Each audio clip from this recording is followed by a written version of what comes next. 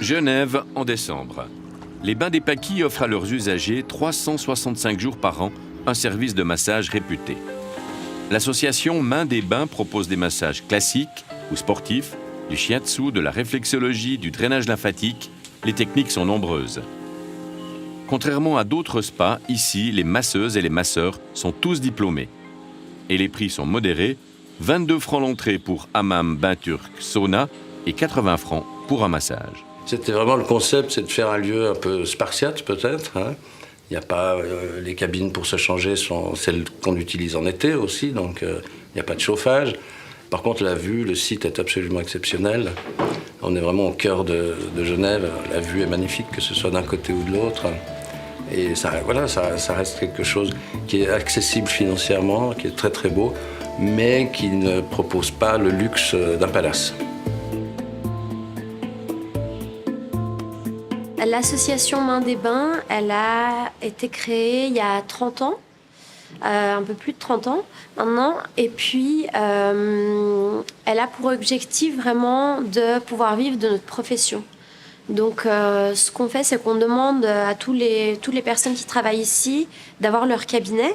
Et c'est un espèce de complément qui nous permet d'avoir de la visibilité, de proposer des massages à des tarifs préférentiels, accessibles un peu pour tout le monde.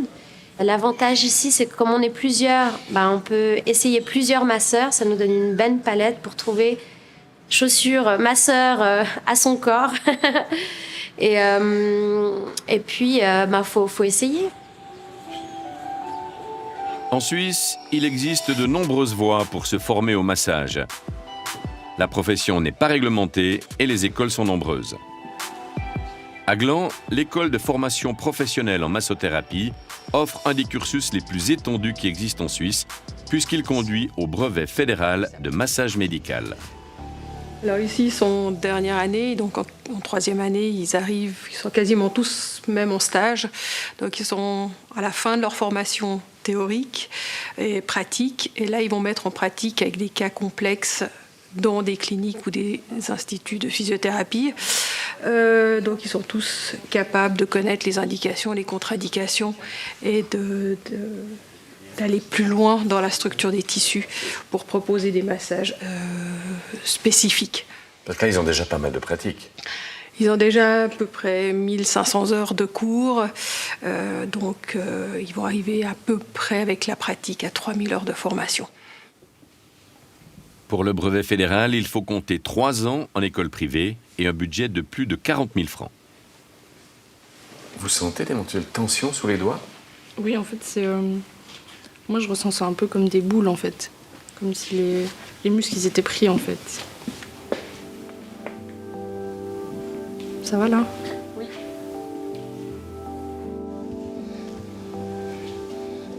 Bonjour.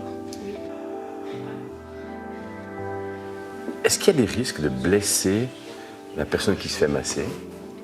Oui, alors si on va trop loin, s'il y a déjà, par exemple, une inflammation et qu'on surcharge encore le muscle avec des pressions trop fortes ou, par exemple, oui, ça peut, après que la personne, après coup, a encore plus de douleur que quand elle est venue au départ.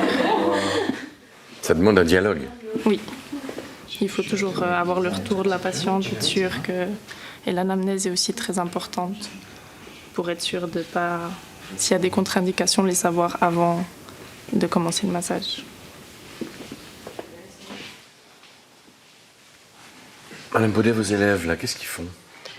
Là, ils font un massage classique du dos en travaillant sur les différentes couches, que ce soit la peau ou après la musculature et les points un peu plus profonds pour que les gens puissent sentir les tensions, ces fameuses tensions qu'on sent un tout petit peu partout et qui ont besoin d'être travaillées. Donc d'une personne à l'autre, c'est pas la même chose? Non, alors complètement. Les tissus sont différents d'une personne à l'autre.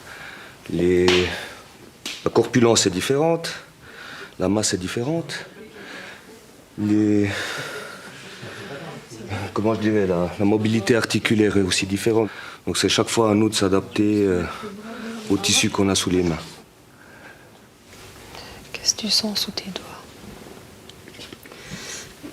Et surtout au niveau du haut du dos, elle a pas mal de tension. On voit que la peau, elle marque aussi beaucoup. Du coup, c'est aussi un bon indicateur de où sont les tensions. Et puis, légère tension entre les omoplates aussi. Après, sur le dos, Si tu positionnes, excuse-moi, tu positionnes la main comme ça, est-ce que ça va mieux? Est-ce que tu arrives plus à attraper et à aller travailler ces zones-là qui sont tendues? Oui, ouais. Tac. Je te laisse essayer.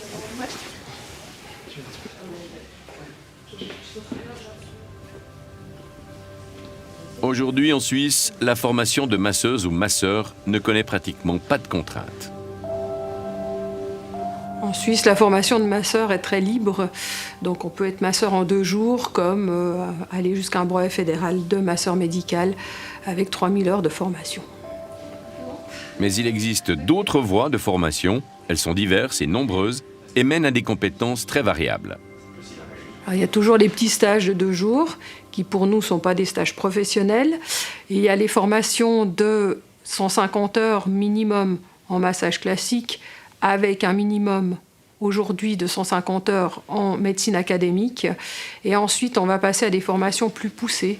Une nouvelle formation qui existe, qui est le massage thérapeutique, et qui là, va demander 280 heures de médecine académique et au moins 3 techniques de massage, le massage classique, la réflexologie et le drainage lymphatique. Et ensuite, on aura le titre fédéral de masseur médical qui va prouver donc un examen fédéral et qui va prouver des compétences dans les techniques de base du masseur ainsi que toute la pathologie que les masseurs peuvent voir dans leur pratique. Pour toutes les techniques de massage, je dirais, du monde, taille, lomi-lomi ou autre, là, on aura toujours une base du massage classique. Pour tout ce qui est réflexologie plantaire, on va aller travailler des zones réflexes sous les pieds. Pour le drainage lymphatique, on a plusieurs objectifs. Ça sera de travailler sur des œdèmes, sur des jambes lourdes, sur des douleurs très fortes où on ne peut pas utiliser le massage classique, où là on va utiliser le drainage lymphatique, qui est beaucoup plus doux et beaucoup plus rythmique. Et à côté des écoles qui aboutissent au brevet fédéral, soyons clairs, c'est la jungle. Petit inventaire à l'après-vert de formation suivie par les masseurs de Suisse romande. C'est jour d'examen à la Neuveville. 4 candidates terminent leur formation au massage relaxant. Elles ont suivi 150 heures de cours pour décrocher leur diplôme. Ils vont recevoir un diplôme de notre école, donc c'est un diplôme de droit privé. Un diplôme qui est reconnu par la Fondation suisse des médecines complémentaires, donc l'ASCA, puisque le cursus de formation de massage classique a été déposé auprès de l'ASCA et reconnu. L'école Yemonja insiste sur la dimension sociale et humaniste du massage. Elle privilégie la relation entre la personne qui masse et celle qui se fait masser, loin des courants qui cherchent à médicaliser toujours plus les techniques de massage. On parle de thérapie alternative. On n'est pas du tout dans le domaine médical avec ces pratiques-là. On est dans de la prévention, dans l'accompagnement. On n'est pas du tout dans du traitement de pathologie, dans du diagnostic. Il faudrait pouvoir lui laisser être ce qu'elle est initialement et pas la dénaturer. Pas médicaliser un métier qui a d'autres choses à proposer dans la société que l'environnement médical. Chez Yemonja, le massage remonte aux pratiques des indigènes d'Amazonie. Teresa Champion évalue les examens qui ont lieu dans l'école que dirige sa fille. Pour elle, le massage est une histoire de famille. Oui, parce que ma grand-maman, ma grand-mère était sage-femme de toute la famille. Elle a eu 7 enfants. C'est elle qui a mis au monde tous ses petits-enfants. Et quand on était malade, c'était l'hôpital, c'était chez grand-mère. Elle massait, elle mettait du cataplasme, elle faisait nos traitements comme ça. La première formation que vous avez faite, c'était avec elle? La formation de la vie, oui. Quand je commençais, j'ai toujours aimé toucher. Je n'étais pas masseuse au Brésil, mais je me rends compte que je massais quand même beaucoup. D'ailleurs, au Brésil, d'où elle vient, on ne masse pas comme en Europe. C'est plus libre. Ici, par exemple, il y a des gens qui disent il ne faut pas toucher, il y a des limites parce que pour le toucher, comme des personnes qui ne supportent pas qu'on touche le ventre, il y a des gens qui ne supportent pas qu'on touche la poitrine, il y a des gens qui, dès qu'on s'approche de l'aine, sont très vite gênés. Donc chez nous, on n'a pas ces tabous-là. Déjà qu'on est tout le temps, toute la journée, on est à l'aise, donc il n'y a pas de problème. Un massage, c'est un massage du corps. Ce soir-là, l'examen d'une heure répondait à un protocole précis que les experts n'ont pas lâché des yeux. J'observe si les manœuvres sont justes, si elles respectent certaines zones qui sont importantes à ne pas masser ou faire des mouvements brusques. La posture du corps pour ne pas travailler figé, mais parce que ça sert autant pour la masseuse que pour la personne qui reçoit, parce qu'un massage, que la personne est complètement figée, l'énergie ne circule pas. Après la pratique, un bref débriefing, puis l'écrit, où il faut détailler ses actions et ses motivations. Ça fait très longtemps que j'aime masser. Il y a 25 ans, j'ai fait déjà une école de réflexologie qui ça m'a plu. Et puis j'ai eu les enfants et tout. Maintenant, ils ont grandi, donc j'ai pu reprendre un peu. Je fais un travail de bureau, donc c'est vraiment quelque chose qui est totalement différent. Et puis le fait de faire du bien aux gens, d'essayer d'apporter de la bienveillance, de la détente, du plaisir aux gens, c'est quelque chose qui me tient à cœur. Exactement. Ouais, voilà. Au Noirmont, on compte 4 instituts de massage. Rebecca Boichat a installé le sien il y a moins d'1 an. Sa reconversion professionnelle lui laisse davantage de souplesse pour s'occuper de son enfant et du prochain bébé à venir. De base, j'étais assistante en pharmacie, donc j'ai travaillé 10 ans à la même place. Et on avait des projets de vie de famille, et puis ça faisait longtemps que ça me titillait, et je me suis dit que c'était vraiment l'occasion rêvée pour moi de me lancer. Alors j'ai fait une école, c'est une école à la Chaux-de-Fonds, qui propose donc le massage et la réflexologie. Donc au tout début, je voulais faire que le massage, parce que c'est ça qui m'intéressait. Et c'est vrai que l'énergie de l'école m'a donné envie de continuer de me former. C'est sur 10 week-ends, donc c'est 150 heures de formation pratique et théorique. Rebecca a dépensé 3 700 francs pour sa formation de masseuse et réflexologue. Aujourd'hui, elle ne gagne pas encore sa vie avec sa pratique, mais sa clientèle se développe et son installation s'est révélée plus facile que prévu. Je m'attendais vraiment à un parcours du combattant et finalement, il n'y a pas eu grand-chose à faire. Il y a toutes les démarches que doivent faire chaque indépendant. Mais, et puis il y a quelques procédures par canton, mais sinon, je n'ai pas eu besoin de faire grand-chose.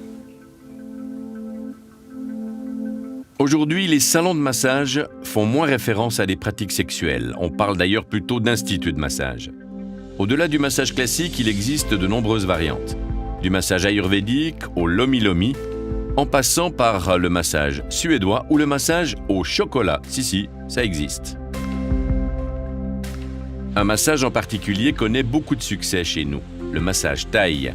Comme ici à Neuchâtel, dans une rue qui affiche plusieurs enseignes très rapprochées. Bonjour. Comment ça va? Bien, et vous? Comment se passe la formation d'une masseuse, d'un masseur thaï? Il y a une école à Bangkok, voilà, ça s'appelle Wat Phu. Et puis ça fait connu depuis très très très longtemps.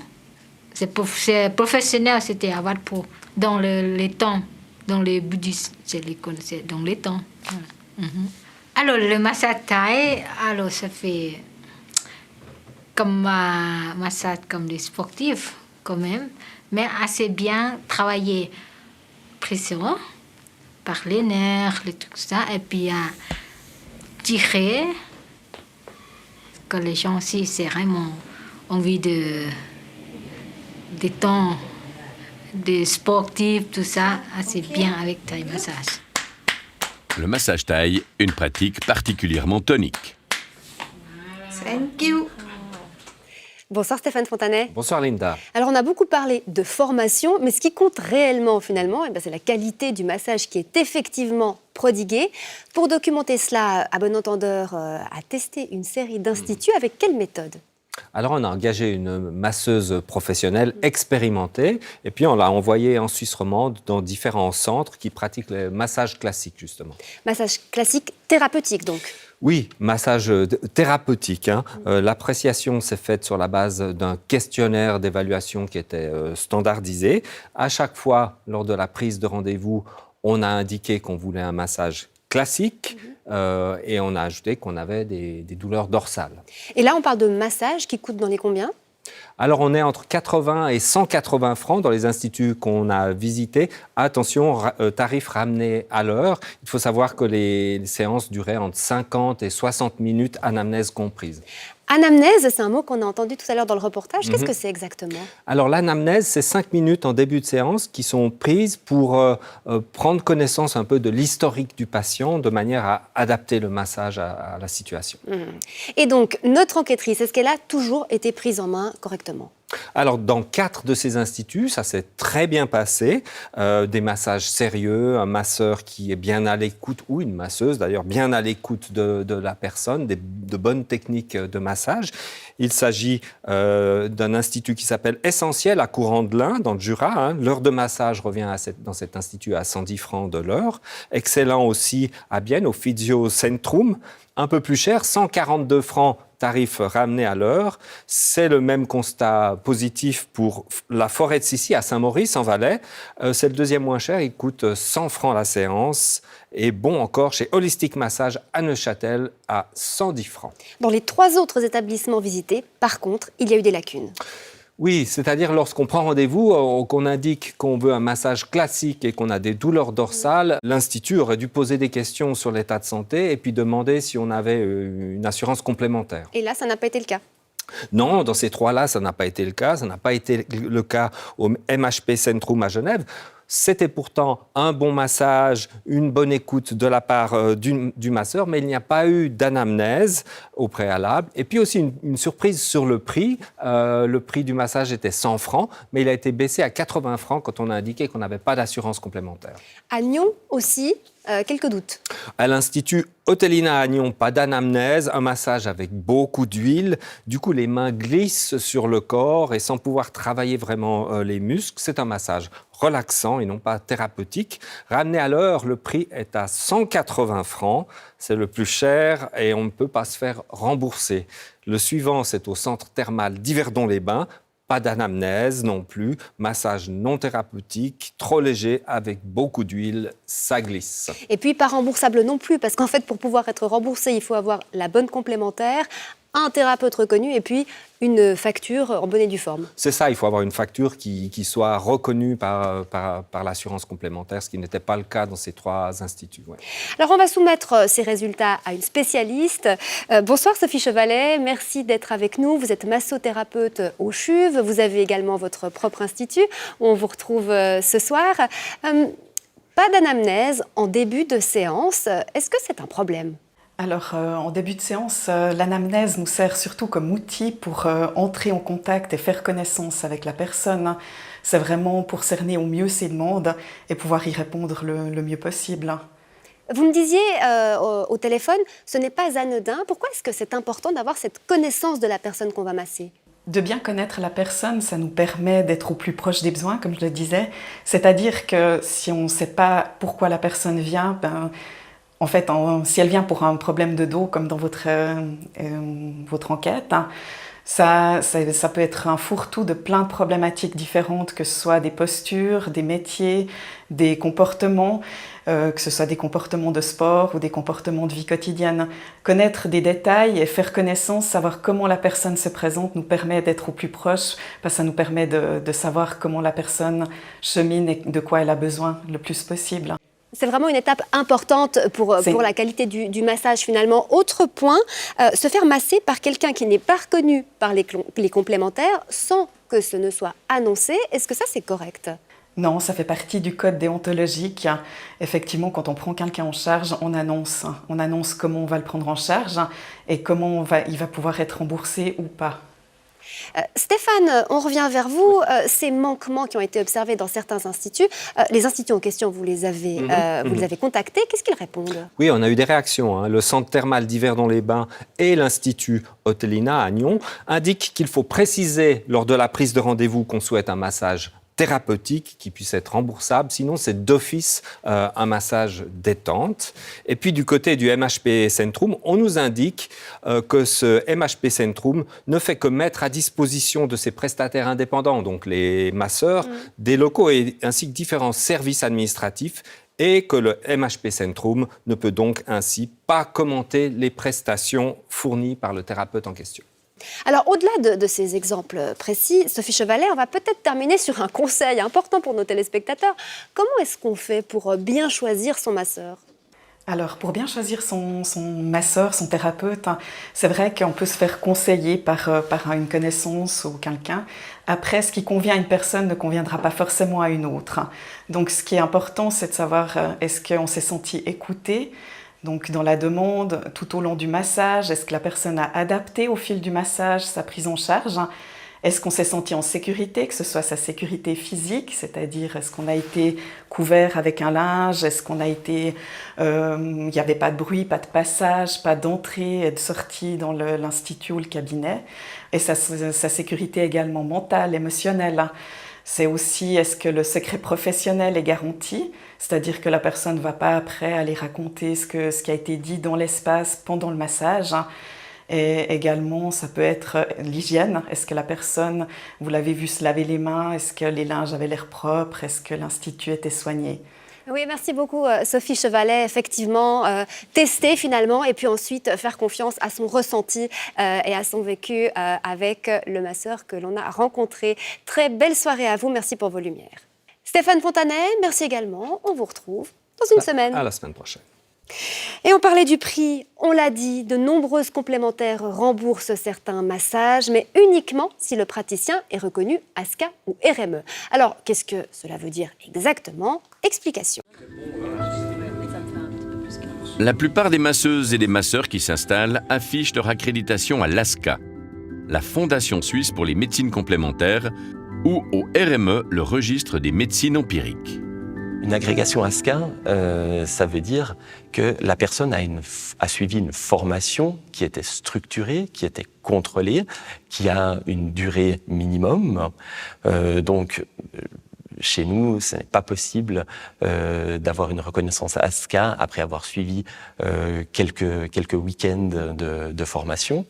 Ça, c'est une partie, mais ça veut dire aussi, surtout qu'il y a une formation en médecine académique, en anatomie, physiologie et pathologie, qui est très importante pour nos thérapeutes et qui leur permet de connaître leurs limites dans l'exercice de leur activité. L'ASCA reconnaît près de 18 000 thérapeutes dans 150 disciplines alternatives. Le massage y occupe une place prépondérante. C'est souvent aussi la voie par laquelle les personnes entrent dans l'activité thérapeutique. Aujourd'hui, en Suisse romande, on a plus de 2500 personnes qui sont reconnues par la Fondation ASCA pour le massage classique. Pour être accrédité ASCA, les praticiens doivent suivre une formation agréée ASCA. Il est donc important aussi pour les écoles d'être reconnus par la Fondation. C'est une reconnaissance d'obtenir l'accréditation ASCA pour des cursus. Donc pour des nouveaux apprenants qui ne nous connaissent pas, ça garantit aussi pour eux un label de qualité et ils savent qu'au terme de la formation, ils ont une formation qui est reconnue et qui est dans le cadre. Mais l'ASCA a des exigences parfois compliquées. Ils imposent un nombre d'heures, ils imposent des thématiques auxquelles on doit répondre et on doit déposer un plan de formation et qui est expertisé par eux, analysé, et à ce moment-là, ils nous décernent ou non l'accréditation pour ce cursus-là pour une année. Ensuite, il peut y avoir des mises à jour parce que leurs exigences de base se modifie, évolue, se transforme. Et puis à ce moment-là, ils nous le communiquent et on a un délai pour pouvoir mettre à jour le cursus selon leurs exigences. Dans les écoles, l'ASCA effectue des contrôles occasionnels. Comme ici à la Mandorle, une école de naturopathie à Colombier, près de Neuchâtel. Tout d'abord, merci d'avoir pris le temps pour nous, de nous recevoir ici à la Mandorle. Donc le but de cette visite est de un petit peu regarder les cycles 1 et aussi le cursus du massage. Ces contrôles sont purement administratifs. Donc ça, c'est toute la partie sur le programme actuel, donc tel qu'il a été mis à jour pour le nouveau programme de l'ASCA, pour le cycle 1. Ce que les professionnels regrettent. Pour moi, l'amélioration de ces fondations de certification peut être vraiment dans le fait qu'ils viennent contrôler sur place les écoles. D'être là aux examens, de voir un peu ce qui se passe pendant les examens et le niveau de compétence. Mais souvent, c'est contrôlé que sur un dossier. Ils ne connaissent pas ou peu les écoles. Les écoles versent une taxe annuelle de 455 francs pour leur accréditation à l'ASCA et les thérapeutes, selon les disciplines, jusqu'à 300 francs par année. La Fondation leur impose encore de suivre une formation continue et ça aussi, ça augmente les frais. Pour chaque thérapeute, les inconvénients, c'est quand même le coût à l'année parce qu'il faut payer sa taxe annuelle, il faut payer les formations et je pense que c'est un coût entre 700 et 1000 francs quand même par année. L'argument clé, c'est que cette accréditation permet un remboursement des prestations pour les clients qui bénéficient d'une assurance complémentaire adéquate. C'est extrêmement important. Ouais. Il y a beaucoup de monde qui veulent que les prestations soient reconnues par leur caisse maladie. Donc ils cherchent des thérapeutes uniquement reconnus par l'RME ou l'ASCA pour être sûr qu'ils soient remboursés. Autrement dit, le masseur et la masseuse qui veut une agrégation ASCA ou RME, qu'est-ce qu'il doit faire? Il doit suivre une formation qui est reconnue par l'ASCA ou le RME. Svika, en Suisse, est la compagnie d'assurance qui offre une des plus larges palettes de couverture en médecine complémentaire. En Suisse, 65% des habitants ont déjà eu recours à une forme de médecine alternative. Svika consacre chaque année 80 millions de francs au remboursement de médecine alternative agréée par l'ASCA ou le RME. La moitié concerne des thérapies manuelles, principalement le massage.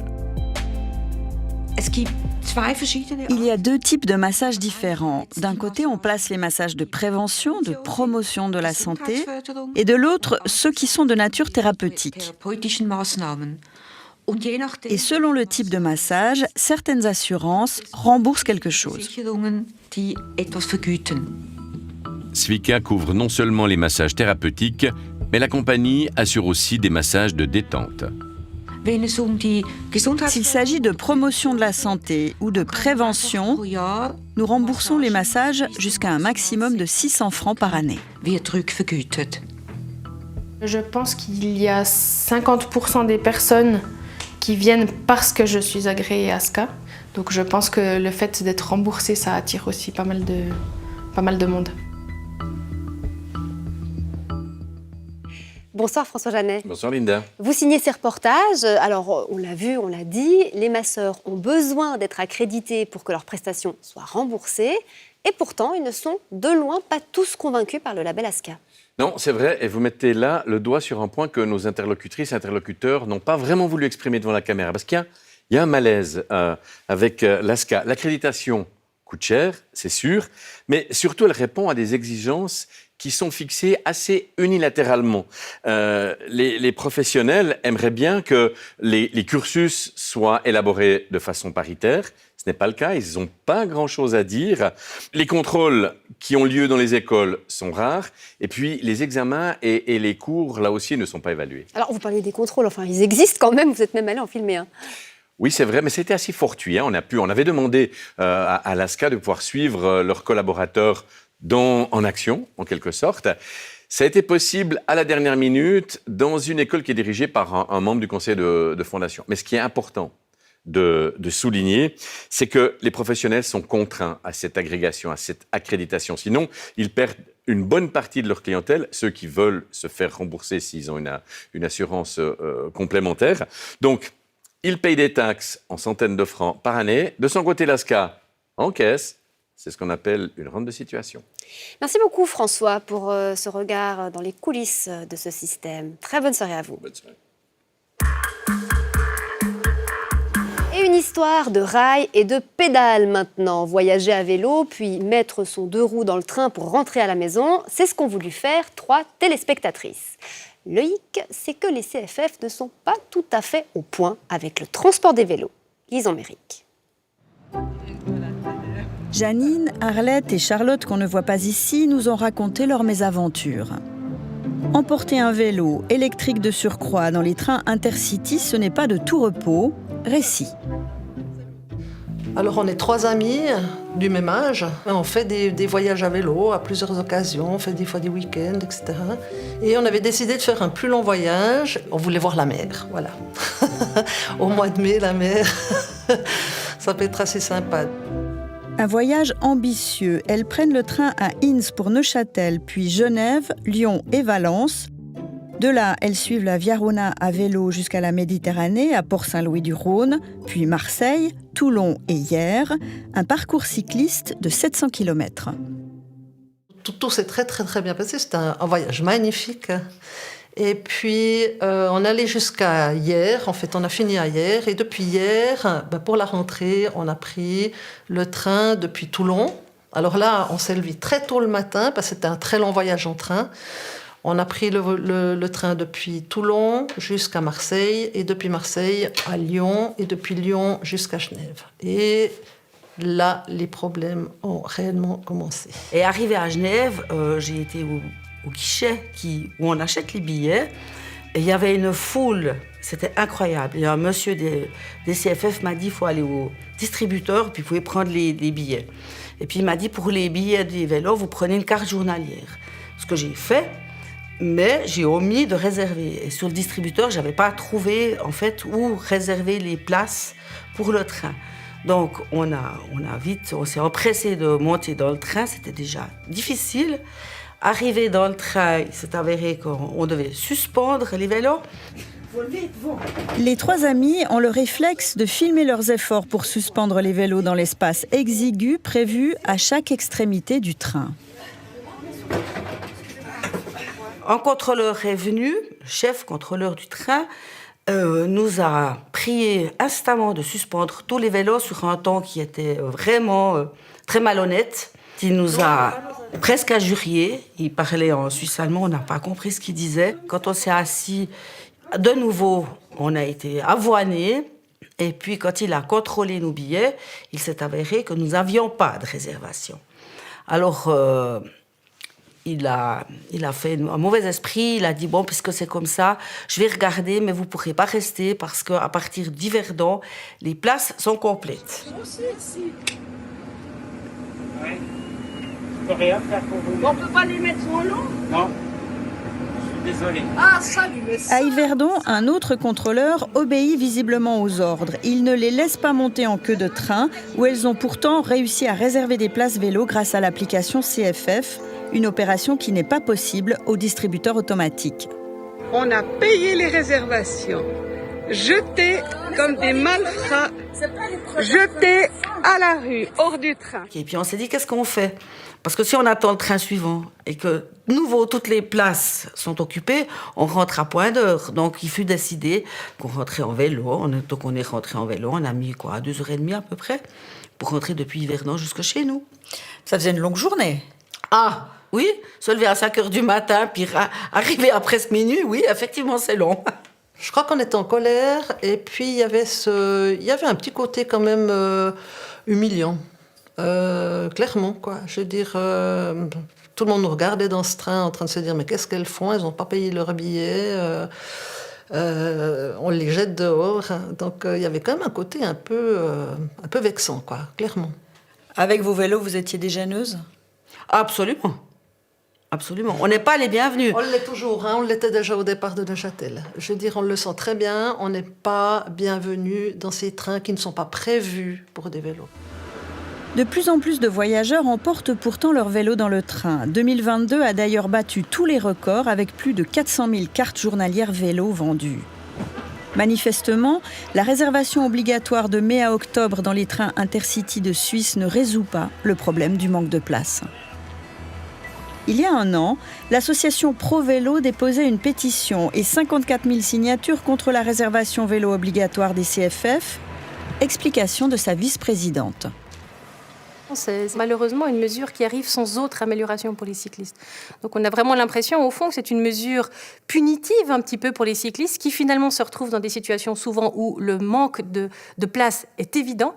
Le nombre de places vélo est très petit, a diminué drastiquement ces 10 dernières années sur les transports CFF. Raison pour laquelle Pro Vélo avait lancé cette pétition l'année passée pour revendiquer finalement un accès facilité des vélos dans les trains. Et avec ça, l'application CFF n'est vraiment pas pratique pour réserver sa place vélo. C'est une réservation que je veux prendre, mais je dois quand même passer par acheter un billet.